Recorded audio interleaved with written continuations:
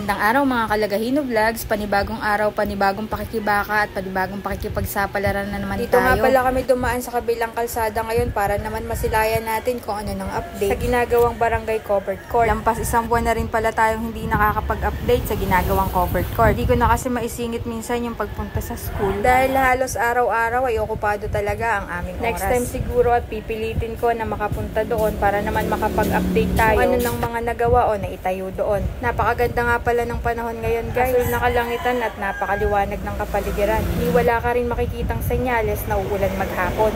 We, di ka sure te. Sobrang kakaiba pa naman ng panahon ngayon. Bigla na lang lilindol tapos biglang uulan. Kaya palagi po tayong maging alerto at samahan na rin ng dasal na sana ay palagi tayong maging ligtas. At wala nang anumang sakuna na mangyari. Katulad na lamang sa nangyaring lindol kahapon. Kaya sana po ay maging alerto tayo palagi at maging updated sa mga balita. At ayun nga sa pagkakataong ito ay nakarating na kami sa shop. Actually, hindi naman talaga ganun kalayo yung shop. Ay, ewan ba namin bakit napakatamad naming maglakad. Tamad yun.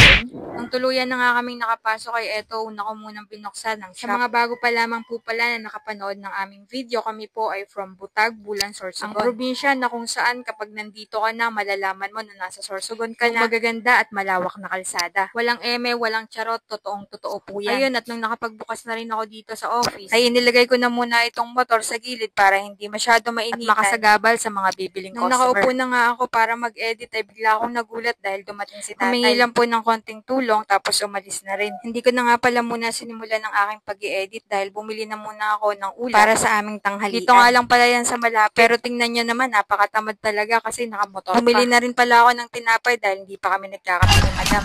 May tinapay kayo, Nay? Ano po? Ito lang po. Itong 5. Magkano po yun? 25. Okay. Sino pala ito? Bebe? Buti na lang din pala habang naghihintay ako ng sukli ko ay napatingin ako sa motor dahil yung aso muntik nang kainin yung manok. Hey! Kainin mo pa ang ano ha? Thank you. Kainin mo pa ang manok ko ha?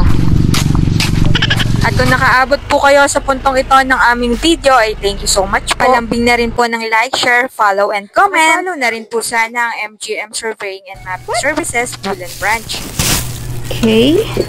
So, for lunch ulam, meron tayong manok na adobo at saka isda. So, magkakape muna kami ni Madam bago kami. May sili. Kompleto pa naman yung ano dyan, pang ingredients. Okay guys, kape muna kami. Bye!